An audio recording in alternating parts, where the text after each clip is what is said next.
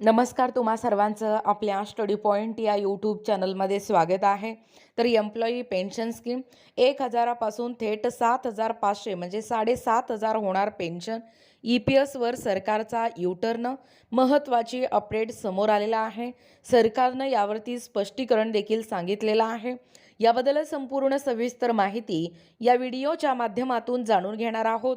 तत्पूर्वी तुम्ही जर आपल्या स्टडी पॉईंट या यूट्यूब चॅनलवरती जर नवीन असाल तर आपल्या चॅनलला लगेचच लाईक आणि सबस्क्राईब करायला विसरू नका. चला तर मग वेळ वाया न घालवता ही महत्त्वाची अपडेट काय आहे ते या ठिकाणी आपण जाणून घेऊया. बघा, या ठिकाणी तुम्ही टायटल पाहू शकता. टायटल काय आहे बघा, एम्प्लॉई पेन्शन स्कीम 1,000पासून थेट 7,500 होणार पेन्शन. EPSवर सरकारचा महत्त्वाची अपडेट आली. सरकारने स्पष्ट सांगितले. बघा, EPS 95 पेन्शन हाईक. गेल्या अनेक वर्षांपासून EPS 95 पेन्शन वाढीची मागणी करणारे लाखो पेन्शनधारक सरकारकडून किमान पेन्शन 1,000 रुपयांवरून 7,500 रुपये करण्याची आशा बाळगत आहेत. पण ही आशा अजूनही जिवंत आहे का? देशभरातील लाखो पेन्शनधारक जे त्यांच्या मासिक पेन्शनमध्ये दीर्घकाळापासून वाढ होण्याची वाट पाहत होते, त्यांच्यासाठी एक महत्त्वाची अपडेट आली आहे. EPS 95 अंतर्गत किमान पेन्शन 1,000 रुपयांवरून 7,500 म्हणजे 7,500 रुपये केली जाणार आहे का? हा प्रश्न प्रत्येक कर्मचारी आणि पेन्शनधारक विचारत असून आता याबाबत चित्र स्पष्ट झालं आहे. बघा, पुढे अपडेट काय सांगतोय. कर्मचाऱ्यांची पेन्शन रक्कम वाढीचे स्वप्न धुळीस. EPS 95 या योजनेअंतर्गत पेन्शनची रक्कम वाढण्याची अपेक्षा हे लवकर पूर्ण होताना दिसत नाही. सध्याच्या 1,000 रुपयांवरून 7,500 रुपये किमान पेन्शन वाढवण्याचा विचार करत नसल्याचे सरकारकडून हिवाळी अधिवेशनात स्पष्ट या ठिकाणी सांगितले गेले आहे. कामगार आणि रोजगार राज्यमंत्री शोभा करंदलाजे यांनी सोमवारी लोकसभेत एका लेखी प्रश्नाला उत्तर या ठिकाणी दिले. अशा प्रकारे आता लोकसभेत अलीकडेच दिलेल्या उत्तरावरून या दिशेने कोणताही मोठा निर्णय घेणे सोपे नसल्याचे स्पष्ट झाले आहे. बघा, खाजगी क्षेत्रात काम करणाऱ्यांच्या मूळ पगारातील 12% रक्कम EPF खात्यात जमा केली जाते, तर कंपनी कर्मचाऱ्यांच्या PF खात्यात समान रकमेचे योगदान दिली.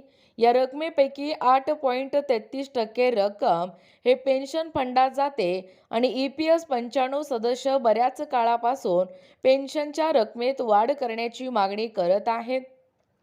कारण सध्याची पेन्शनची रक्कम हे आजच्या महागाईच्या काळात जीवन जगण्यासाठी अपुरे आहे. बघा, किमान पेन्शन वाढीवर सरकारचे उत्तर काय.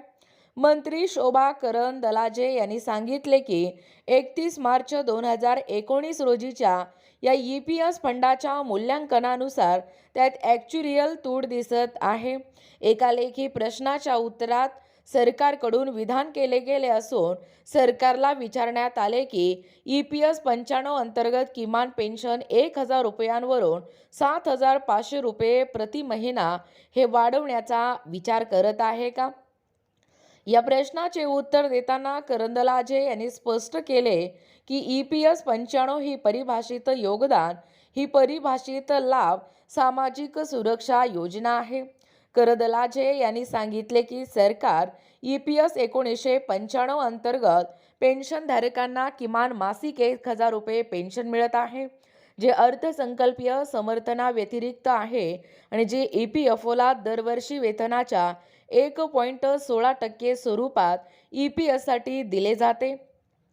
भारत सरकार EPS 95 योजनेअंतर्गत कामगारांना जास्तीत जास्त लाभ मिळावेत यासाठी संबंधित निधीची स्थिती आणि भविष्यातील दायित्वे लक्षात घेऊन वचनबद्ध आहे. बघा, एकूणच अशा पद्धतीने या ठिकाणी आत्ताच पाहिल्याप्रमाणे ही जी एम्प्लॉई पेन्शन स्कीम आहे, म्हणजे 1,000पासून थेट 7,500 रुपये पेन्शन, EPSवर सरकारचा युटर्न, ही महत्त्वाची अपडेट या व्हिडिओच्या माध्यमातून जाणून घेण्याचा प्रयत्न केलेला आहोत. अशाच प्रकारचे नवनवीन अपडेट पाहिजे असतील किंवा तुम्हाला जर आमच्या अध्यापनाचे व्हिडिओ आवडत असतील किंवा तुम्ही जर आपल्या स्टडी पॉईंट या यूट्यूब चॅनलवरती जर नवीन असाल तर आपल्या या चॅनलला लगेचच लाईक आणि सबस्क्राईब करायला विसरू नका. भेटूया अशाच पुढच्या नवीन व्हिडिओमध्ये. तोपर्यंत धन्यवाद.